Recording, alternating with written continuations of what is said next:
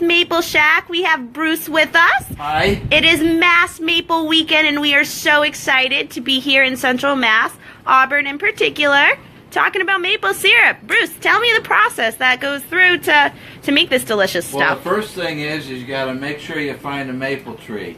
We get friends of ours that get all excited after they come out to the shack, and we give them a couple of buckets and a couple of taps, and then later they'll say, "Oh, I'm not getting any sap. What's going on?" And I always say, "Well, is it a maple tree?" And they're not so sure. So that's rule number one. Make sure you tap a maple tree. Doesn't have to just be a sugar maple. We actually tap red maples and Norwegians as well, along with the sugars. So you find a tree that you like. It's got to be at least 10 inches in diameter. You go out with your drill, and then, excuse me, and we can walk over here. I actually got gloves on, but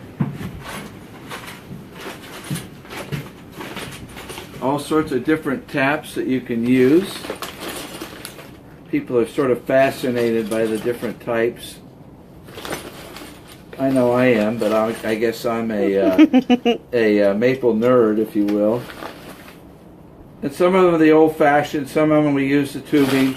So we do a combination along the road. We tap the whole neighborhood, and so people like the old-fashioned look of the old buckets. Of course, with nor'easters, we don't like that because it blows the buckets down and stuff. And then we do tubing elsewhere as well. So you tap your tree, then you wait for the sap. The sap is going to look pretty much just like water because it's only 2% sugar in there. And then, so that's what this is all about. So then we bring our sap here into Sappenstein, which is the evaporator. And the reason, whenever you go to a sugar house and you see all the steam, all we're doing is we're boiling away all the water and just trying to keep the sugars. So in here we've been boiling away, so we got the steam going, and you can see right now we just got, like, it still looks like water, but we'll keep boiling that away, and then when we're 220 degrees is our magic number. So when we're just about at 220 degrees, then if you look over here, there's a valve. And so we'll do what we call a draw-off. So when we get about 219, almost at 220 degrees, we'll do a draw-off into this finishing tank. And we have all sorts of filters that we filter it through. So and then we bring it over here to the burner. The reason, if you remember your old chemistry classes from high school, maybe college, again, we're dealing with sugars. And when you burn sugars, all sorts of crazy things can happen.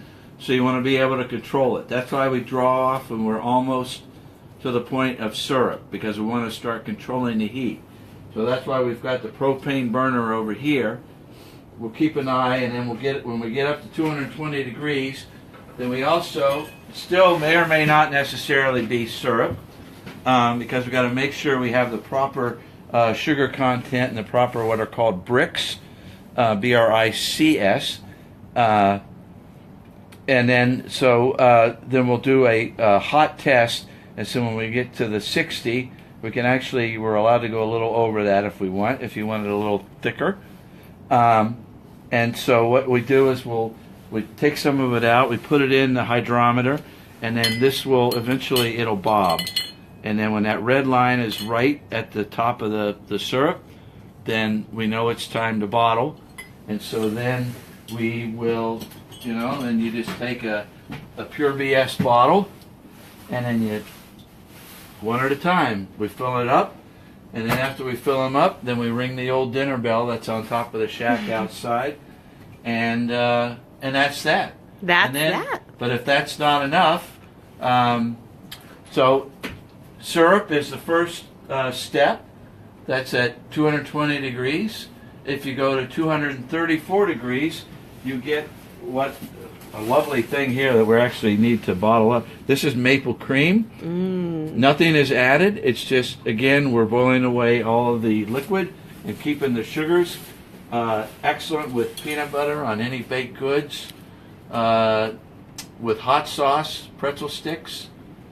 on all sorts of vegetables like carrots and sweet potatoes and asparagus and Brussels sprouts, and on top of steaks. One person puts it on top of their carrot cake like an icing. Delicious. Me, I don't have time for all that. The spoonful. I just dig right in, and that's that. If that's not enough, you know, if you wanna go to the maple candy, so then you continue to boil to 244 degrees.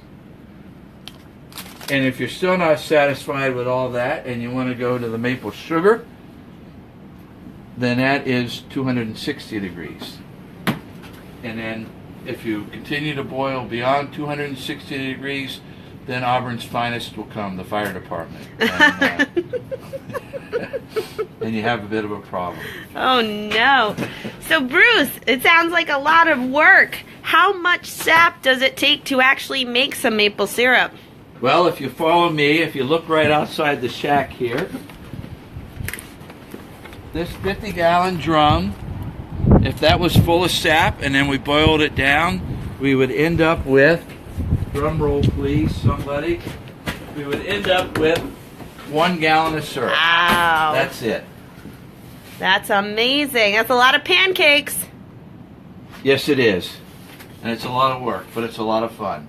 That's awesome. Well, thank you so much, Bruce. We'll be back with Bruce in a little bit. Remember that this weekend is Mass Maple Weekend, so you can take advantage of the Pure BS Maple Shack open house. They will be open from tomorrow. From what time? Tomorrow from noon until 4. Noon until 4. And what is the beautiful address of Pure BS Maple Syrup? 149 Central Street in Auburn, Massachusetts. We hope that you guys will come and visit Bruce and his pal Sully.